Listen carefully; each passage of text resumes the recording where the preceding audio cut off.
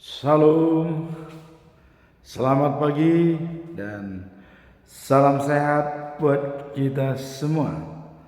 Semoga hari ini lebih baik dari hari yang kemarin. Firman Tuhan pada hari ini di hari yang ke-188 tanggal 7 Juli tahun 2025 diambil dari kitab Ibrani pasal 1 ayat 1 sampai dengan 2 dengan perikop Allah bicara melalui Yesus Kristus. Itulah perikopnya. Sebagai nats kita pada hari ini adalah sebagai berikut. Setelah pada zaman dahulu Allah berulang kali dan dalam pelbagai cara berbicara kepada nenek moyang kita dengan perantaraan nabi-nabi, maka pada zaman akhir ini Ia telah berbicara kepada kita dengan perantaraan anaknya yang telah ditetapkannya sebagai yang berhak menerima segala yang ada. Oleh Dia Allah telah menjadikan alam semesta. Itulah firman Tuhan pada hari ini. Pada saat manusia diciptakan tidak punya raja sebagai pemimpin, dan Allah sendiri menjadi raja dan pemimpin mereka. Kemudian hal ini berubah pada saat Israel minta raja kepada Samuel. Pada saat itulah Israel melepaskan mereka dari Tuhan sebagai raja. Mereka menjadi memilih raja tentu yang disetujui oleh Allah.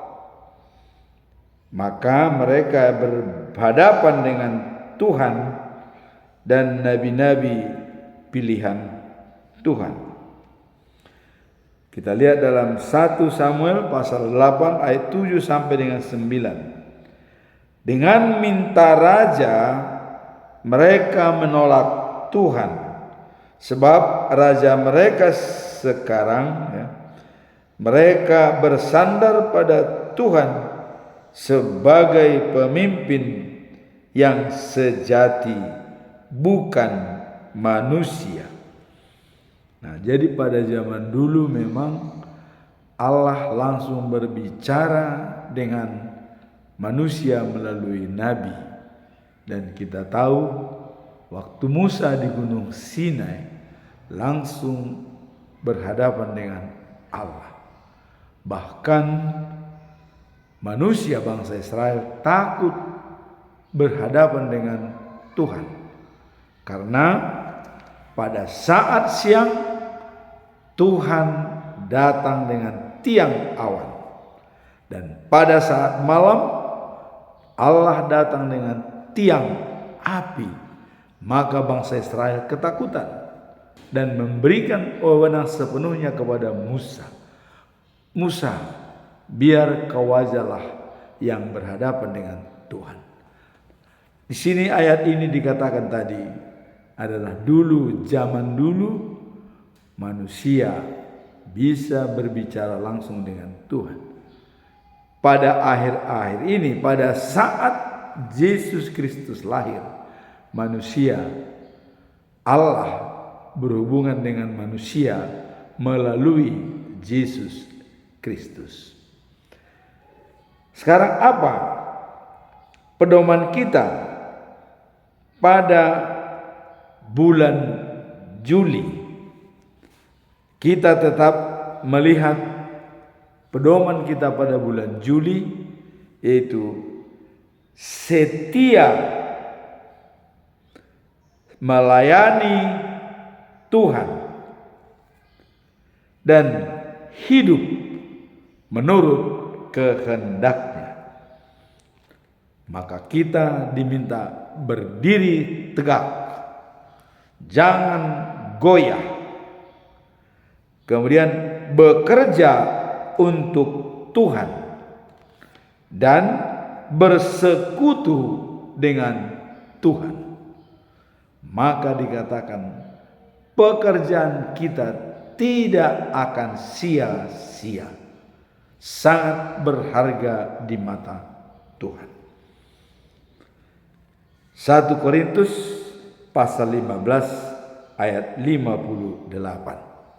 Berdiri tegak, jangan goyah, giat bekerja untuk Tuhan dan bersekutu dengan Tuhan. Jerih payahmu tidak akan sia-sia. Itulah pedoman kita dalam bulan Juli tahun 2025. Sekarang apa latar belakang daripada perikop hari ini, bahwa Allah berbicara dengan manusia melalui Yesus? Apa latar belakang? Kita lihat di sini. Latar belakang daripada perikop ini adalah menegaskan bahwa Allah berbicara kepada umat manusia melalui berbagai cara di masa lalu, tetapi pada zaman akhir Dia telah berbicara melalui Yesus Kristus. Mana buktinya? Dan di mana hal itu dinyatakan oleh Allah? Dan kita melihat dalam Yohanes pasal 3 ayat 16. Begitu besar kasih Allah pada dunia ini, maka Dia mengirimkan atau mengutus anaknya yang tunggal, Yesus Kristus. Barang siapa percaya kepadanya tidak binasa, melainkan beroleh hidup yang kekal. Itulah yang melalui Yesus kita berhubungan dengan Allah. Dan pada saat Yesus dibaptis di sungai Yordan, apa yang terjadi? Yohanes membaptis Yesus, begitu diangkat dari air, langsung surga terbuka, langit terbuka, dan ada suara dari surga yang sangat keras. Dan itu adalah suara dari Allah sendiri. Kemudian kita lihat ada merpati yang hinggap di atas Yesus. Maka keluarlah suara yang menggelegar dari surga mengatakan, "Inilah anakku yang kukasihi, kepadanya lah aku berkenaan." Dan itu artinya Dia menyenangkan hatiku. Itulah yang disampaikan oleh Allah dalam Injil Matius pasal 3 ayat 17. Hari ini kita dengarkan latar belakang firman bahwa Allah sudah berbicara melalui Yesus. Artinya apa kata Yesus itu merupakan wakil daripada Allah menyampaikan kepada manusia. Jadi jangan lagi kita mencari-cari di mana Allah, di mana Yesus. Yesus itu sendiri adalah sama dengan Allah. Kalau kita baca di dalam Yohanes pasal 14 ayat 6 dikatakan, "Akulah jalan, kebenaran dan hidup. Tidak ada sampai kepada Bapa tanpa melalui aku." Itu jelas disampaikan oleh Yesus pada saat dia mau naik ke sorga untuk meninggalkan semua murid-muridnya. Itu pesan terakhir. Tapi Filipus mengatakan, "Tunjukkan kepada kami Bapa itu di mana, supaya kami puas." Nah, Filipus hanya ingin kepuasan pribadi, tidak melihat siapa Yesus yang datang itu. Ya, Allah sudah berbicara, "Inilah anakku yang kukasihi, kepadanya aku berkenan." Lantas Yesus menjawab, Filipus, sudah lama kau bersama dengan aku, tapi kau masih belum juga mengenal siapa aku sebenarnya." Ini kata-kata Yesus berterus terang dia pada saat dia mau naik ke surga. Filipus, kata Yesus, "Melihat aku sama dengan melihat Bapa." Kamu mau cari mana lagi Bapa itu? Aku bersatu dengan Bapa, Bapa bersatu dengan aku. Apa yang saya sampaikan kepada semua bangsa dan semua murid-muridku tidak terlepas dari Bapa di surga. Jadi sangat jelas bahwa Yesus sama dengan Bapa. Itulah latar belakang daripada ayat ini. Kalau kita lihat dalam penjabaran Yohanes pasal 3 ayat 16, kasih Allah pada dunia ini. Dan Yohanes pasal 14 ayat yang ke-6, Yesus adalah jalan, kebenaran dan hidup. Kemudian dalam Injil Matius pasal 3 ayat 17, Allah berbicara, "Inilah anakku yang kukasihi, kepadanya lah aku berkenan." Jadi sangat jelas kalau memang Allah menyampaikan apa saja kepada manusia melalui Yesus. Karena apa yang disampaikan oleh Yesus itu serupa dengan apa yang disampaikan oleh Allah. Jadi jelas bahwa Yesus sama dengan Allah. Kemudian apa tujuan utama daripada kitab Ibrani pasal 1 ayat 2? Tujuan utama ayat ini adalah menunjukkan begitu dekatnya Tuhan Allah pada manusia sebagai ciptaannya. Bahwa nenek moyang kita dulu bisa berbicara langsung dengan Allah dengan berbagai cara seperti Musa di Gunung Sinai. Begitu dekatnya Allah dengan manusia. Kemudian setelah itu pada akhir zaman ini, karena dia mengutus anaknya Yesus Kristus, maka dia mengatakan bahwa berbicara melalui Yesus. Maka Yesus menyampaikan pada saat dia mau naik ke surga, ya. Kita lihat dalam Injil Matius, ya. Mengatakan bahwa baptislah mereka dalam nama Allah Bapa sebagai sumber kekuatan, sumber kehidupan, dan baptislah mereka dengan nama Yesus Kristus sebagai juru selamat dunia, dan baptislah mereka dengan nama Roh Kudus sebagai pembimbing dan menjaga iman kita selama kita hidup di dunia menunggu kedatangan Yesus yang kedua kalinya. Itulah pesan terakhir dari Yesus waktu dia mau naik ke surga. Jadikanlah bangsa menjadi pengikutku dan baptislah mereka di dalam nama Allah Bapa, Yesus Kristus dan Roh Kudus. Dan hal tersebut, pesan Yesus tersebut pada saat dia mau naik ke surga, dia berpesan kepada murid-muridnya. Dikatakan, beritakan firman Tuhan ke segala bangsa di seluruh dunia.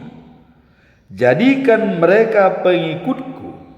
Baptislah mereka dalam Bapa, Anak, dan Roh Kudus atau Roh Allah. Dalam nama Allah Bapa sebagai sumber kehidupan, dalam nama Yesus sebagai juru selamat dunia, dan nama Roh Allah sebagai pembimbing, pemelihara roh kita sebelum meninggal. Tertulis di dalam Injil Matius pasal 28 ayat 19. Itulah pesan Yesus kepada murid-muridnya. Kemudian kita melihat tujuan tadi, yaitu begitu dekatnya manusia dengan Tuhan. Dan dengan mengutus anaknya yang tunggal Yesus Kristus sebagai manusia dan sebagai Tuhan, lebih-lebih lagi untuk mendekatkan diri kepada manusia, agar semua manusia mengenal Allah dan mengenal Tuhan. Ini lebih spesifik yang disampaikan oleh Tuhan. Inilah anakku yang kukasihi, kepadanya aku berkenan. Kalau sudah demikian, apalagi alasan kita untuk tidak percaya kepada Yesus bahwa dia adalah Allah. Itulah tujuan daripada perikop ini. Nah, kemudian menurut pendapat saya pribadi, ya, tetap Allah sendiri berbicara dengan manusia karena Allah sama dengan Yesus. Itu saya mengatakan bahwa Allah sama dengan Yesus. Dibuktikan dalam Yohanes pasal 14 ayat yang ke-6. Kemudian apa pesan moral daripada perikop ini? Dengan dulu Allah berbicara dengan manusia secara langsung, tapi sekarang ini melalui anaknya Yesus Kristus. Pesan moralnya adalah ayat ini menekankan bahwa Allah telah berbicara kepada manusia melalui berbagai cara di masa lalu, tetapi kini ia berbicara kepada kita melalui anaknya, yaitu Yesus Kristus. Dan dikuatkan pada saat Yesus selesai dibaptis oleh Yohanes Pembaptis di Sungai Yordan, Allah menyatakan dari surga, inilah anakku yang kukasihi, kepadanya aku berkenan. Jadi jelas, tidak diragukan lagi kalau Yesus itu adalah sama dengan Allah. Jadi pesan yang disampaikan oleh Yesus adalah murni dari Allah sendiri. Tidak ada keraguan dan tidak ada kebingungan, maka Yesus dialah Allah, dialah Roh Allah. Itulah yang dikatakan Trinitatis, tiga tapi satu. Sama dengan tubuh kita, banyak fungsinya tapi satu tubuh. Mata, telinga, jantung, otak, ginjal, banyak sekali. Tapi satu tubuh. Demikian juga Trinitatis. Ada 3 bentuk pekerjaan, namun dia adalah satu tubuh. Itulah pendalaman kita dalam Trinitatis. Sama dengan segitiga sama sisi. Ada 3 sudutnya, tapi satu materialnya. Dan itulah pesan moral daripada perikop ini, bahwa yang disampaikan oleh Yesus adalah murni dari Allah sendiri. Sekarang apa implementasi daripada perikop ini? Allah berbicara kepada umatnya melalui para nabi di berbagai waktu dan cara. Pada Yeremia, Musa, Yesaya, dan banyak. Elia, ya, banyak yang disampaikan oleh Allah kepada manusia sebagai nabi-nabi dan juga hakim-hakim. Tetapi kini berbicara kepada kita melalui anaknya, yaitu Yesus Kristus. Ini menegaskan pentingnya peran Yesus dan wahyu ilahi dan hubungan kita dengan Allah.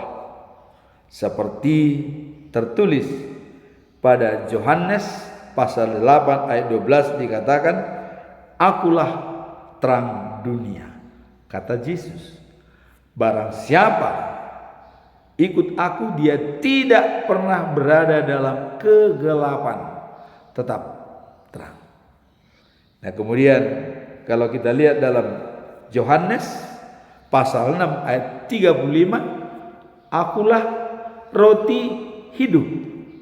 Ya, karena pada waktu itu Allah memberikan manna kepada bangsa Israel yang pindah dari Mesir ke tanah Kanaan. Langsung manna diberikan secara nyata untuk kebutuhan fisik jasmani, ya. Tapi dalam perjanjian baru Yesus mengatakan, "Akulah roti hidup." Jadi Yesus sama dengan roti hidup. Dikatakan, "Barang siapa percaya kepadaku tidak akan kelaparan. Barang siapa datang kepadaku tidak akan kehausan." Jadi kebutuhan primer diberikan oleh Tuhan kepada kita.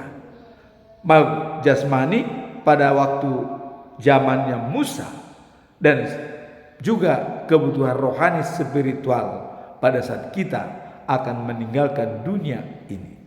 Jadi kebutuhan jasmani dan rohani itu ada pada Dia.